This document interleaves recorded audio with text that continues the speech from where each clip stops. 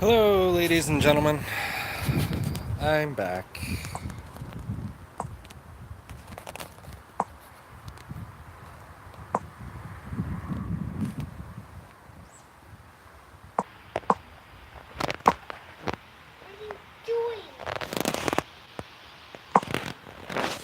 What are you doing? Alright. Hi, guys. So, just that I talk about the impact that this election, midterms, are going to have this next weekend. I mean, what is the impact going to be? It really depends on what the turnout is this time. It was looking like in Texas that Republican turnout was a whole lot stronger than Democrat. That's significant. That's just based off early polls, and that's prior to election day. So, will people show, or will people sit it out? That's really what this is all about. Are they going to be honest and show up, do their civil duty and vote? Or are they going to sit on the sidelines thinking that, well, the Democrats already have the momentum? Hey, Sergeant. Hey, Sparky. And here in Washington, it's all vote by mail. So a lot of people were thinking, well, I'll just wait for the last minute. I'll turn in my ballot on Tuesday.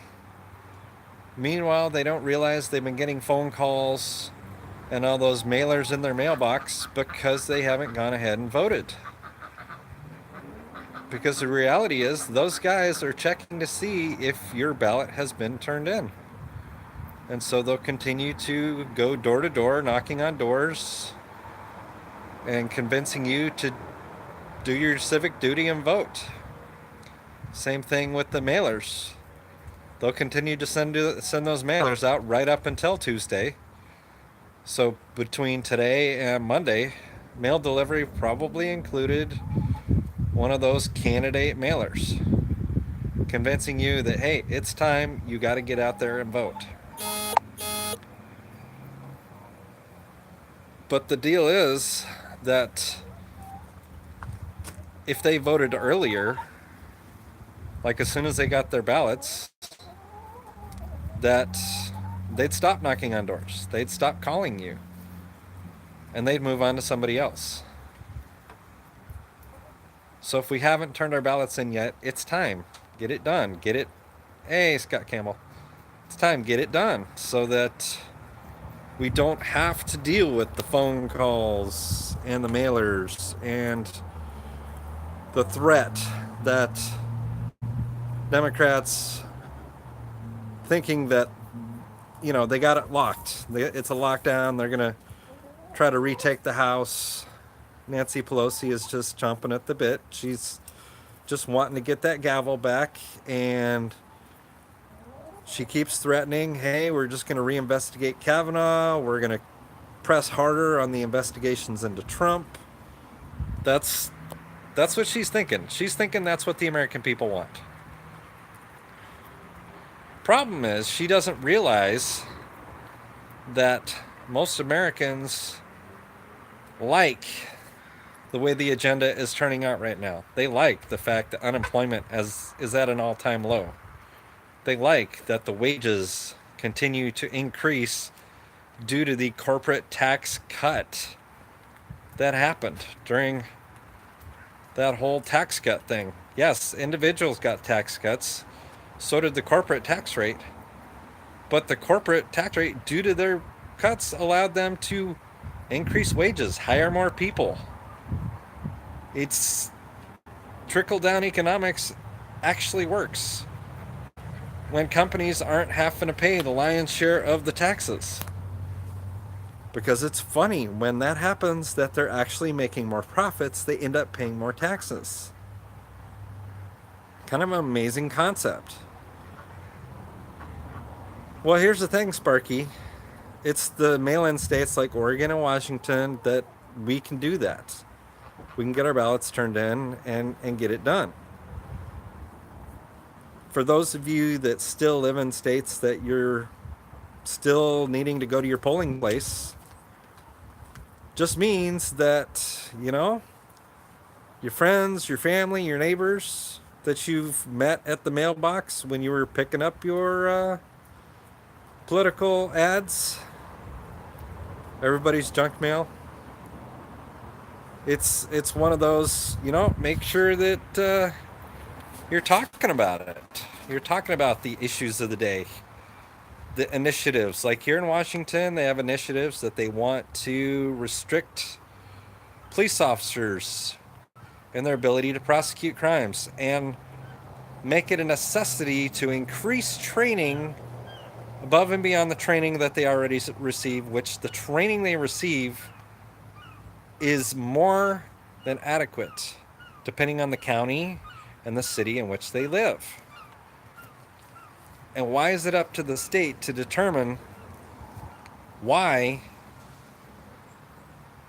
is it up to them to determine that your training's inadequate for your city or your county? No, this is not a state issue. This is a local issue. Hey, Kodiak. This is one of those things they also in the state of Washington are pushing to tax energy. It's a carbon tax. They're thinking, hey, if we tax fuel and the means of production, not the refiners, but the trucking companies that haul the fuel, the consumers that use the fuel, if we tax all them, that it'll make a significant difference on the climate, which is false. It is known that it will be a 0.0025% difference in the climate if everybody globally decided to reduce their carbon footprint. That equates to not even 0.01 of a degree in reality. That's proven. There is actually a scientific study out there that shows that if everyone stopped, if we went back to the horse and buggy style, we're not going to have a difference on the climate. Now, does that mean we should have responsible use of our resources? Absolutely. Is carpooling a good thing? Sure. Great idea. It just makes sense in that case. But raising the taxes on the fuel where there's one person elected and 11 other people appointed by the one person that get to decide where that money is spent, and there is no limit on the amount of money that they can spend. Sounds to me like runaway government. If you only have one elected member of that council deciding where the money is spent, that is just like free money to them. Hey, Big Drum, good to see you, brother. They don't understand the impact that this would have. Yeah, the Oregon governor is also not. Yeah, exactly, Sparky. Then the next volcano explodes and impacts the climate, and there's nothing we can do about that. The funny thing is, the volcanoes manage to make a difference in, with all that ash and everything else, it nourishes the earth. It's a natural impact. It provides nitrogen and minerals and everything else and spreads them out across the land.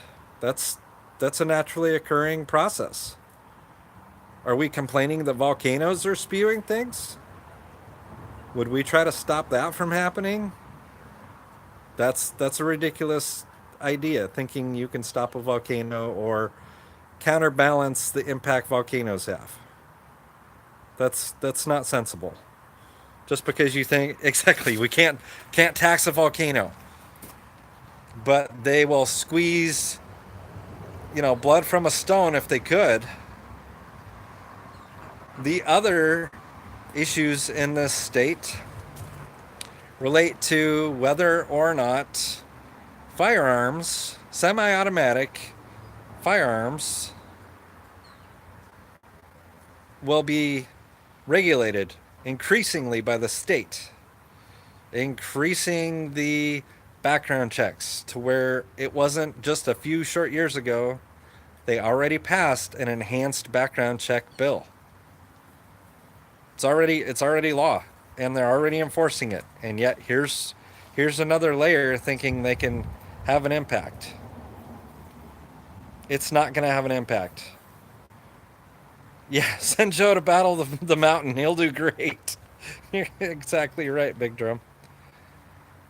But the point is that they're thinking it's going to reduce criminals' access to firearms because they're mandating training, reoccurring training for people to operate semi automatic rifles, as well as storage. Okay, storage I'm cool with. Storage people need to do and be responsible and separate your ammunition from your firearm. That's just responsible activity. That's just being reasonable. But when it's mandated by the state, that's not reasonable. That's not an expectation that's reasonable. Why not ask the NRA and the Gun Owners of America and some of these other organizations what they consider responsible use of firearms, what they consider proper storage, proper training? They're the experts. They've been doing it for years. So let's ask them, what's appropriate use of firearms? Appropriate storage, appropriate handling, appropriate safety measures. Utilizing your safety. That's just common sense. That you leave it to the experts. You don't leave it to people. Yeah, exactly. Proper shot placement. Right, Kodiak. The deal is you get training from the professionals. It's not make it state mandated, because state mandated doesn't mean they know what they're talking about. So the crazy, yeah, exactly. That was common knowledge, Sparky. Same when I grew up. I mean, as Cub Scouts and Boy Scouts, you were trained how to properly handle firearms. As a future hunter, you were trained how to properly handle, dispose of your ammunition, handling your ammunition, keeping it out of the wet, keeping it dry, keeping it out of the, not storing it next to your water heater. It was just common sense training that was passed down by our grandparents and our parents. And it's unfortunate that we've kind of lost that standard to where we properly pass that information down to the next generation. That's kind of a big deal. And if any of you, so my real heartburn, yeah, exactly, shoot it before it goes bad. Or if you've sold your gun, make sure you hand it off to somebody that can use it. That's exactly right, Scott Campbell. Hand off your ammunition to somebody that can use it if you've already sold that particular caliber. And the better you control your gun, the better off you are. I mean, practice makes perfect. We all agree on that. Proper handling, proper storage, proper concealed carry. The problem that I have with this ballot measure is they kept calling it a semi-automatic assault rifle. Assault is the term that they're using to describe rifles. That is not accurate.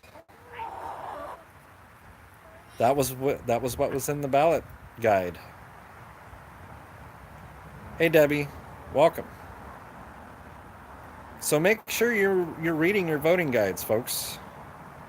They were sent out Just make sure you're reading them. Make sure you're informed. Make sure you know what you're voting for.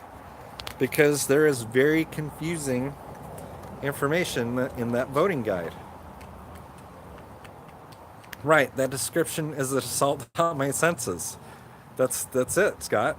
I mean, it's one of those where they add additional information that's not true, just as a scare tactic. That's something that people think is one way and it's really another. So what I'm going for is folks be informed. Be informed of what you're voting for. Be informed on your candidates.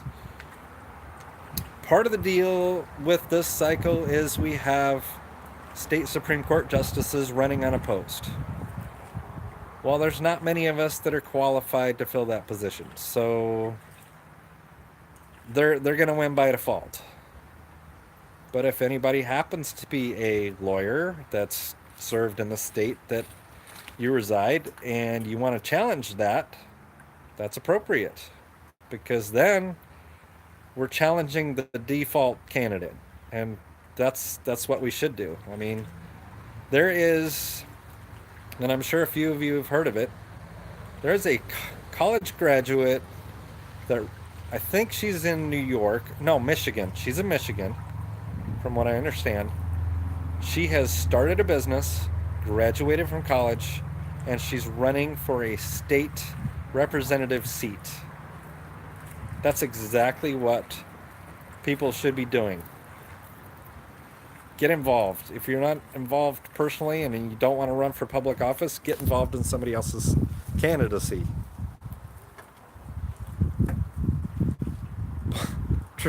True, Scott. I mean, what's the likelihood that a commoner is going to sit on the state Supreme Court? You know, that's just one of those things. But if you're not running for office, support somebody that is. Just a few short years ago, a city council member here locally was running for re-election, and he said, hey, are you willing to stand on a corner for a couple hours on a weekend holding up one of my signs while cars drive by and wave and honk and show their appreciation? Would I be willing to do that? And I did. I was willing to support my candidate for city council. Took me a couple hours. I held up his sign for him for a couple hours, and we did it with like 6 other people. It was a good time. He also eventually ran for mayor. Well, he didn't win as he ran for mayor, but he put forth an effort. He put his name in the hat. Sometimes that's all it takes. It's just putting your name in the hat. Big Drum, that's funny. So, oh, absolutely, pacifist. It should be one term, just like jury duty, and it should be one of those that. I mean, I posted on Twitter not too long ago. We are no longer in the Mr. Smith goes to Washington style politics, where you go, you serve a term, and you go back to doing what you were doing. Where it was, if you were a doctor, you went, you served your term, and then you went back to your practice when you were done. You didn't turn it into a career, that you were a career politician, reelected a good dozen times if you're a congressman, or a good 5 times as a senator, where you're sitting 6 years in between elections and you're just getting reelected. The problem is that they put so much stock in seniority in the Senate that without seniority you don't really get anything done. And that's kind of the problem, because you can't be the senior senator from a certain state if you don't have time in office. You're the junior senator and you don't have as much sway or pull and you're not allowed to get on committees that have a lot more sway and pull when it comes to spending the money and setting the agenda. So that's really the problem with our system right now, is you have to have that that seniority to get anything done. So, with that, you guys, if you are a mail-in ballot state, make sure you've mailed in your ballot. If you got to go to the polls on Tuesday, get out there and vote. And hey, let's make sure if your neighbor doesn't have a ride, have them come with you. Have them ride with you to the polling place and get voting. I mean, that's our civic duty.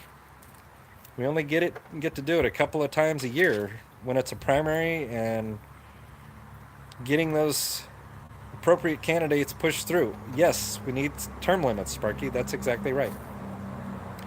If term limits were in effect, it would not be one of those ongoing positions where it's a career, where you're a career politician. Big Drum, I learned a lot of it from being taught civics in school.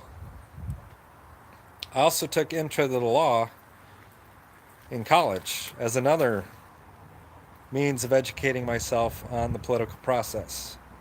My father also educated me, which he is a diehard Democrat. He believes that the party that he grew up with is still the party that's there, the one that still supports unions and all that. And unfortunately, that's not what it is anymore. It's not the party that he grew up with that he thinks is still the same thing. So unfortunately, he's not in the know anymore. So guys, with that, support the Second Amendment. Support the First by getting out and voting. So, you guys have a good weekend. It's been a pleasure, and I'll talk to you guys later. Take care. Thanks a lot.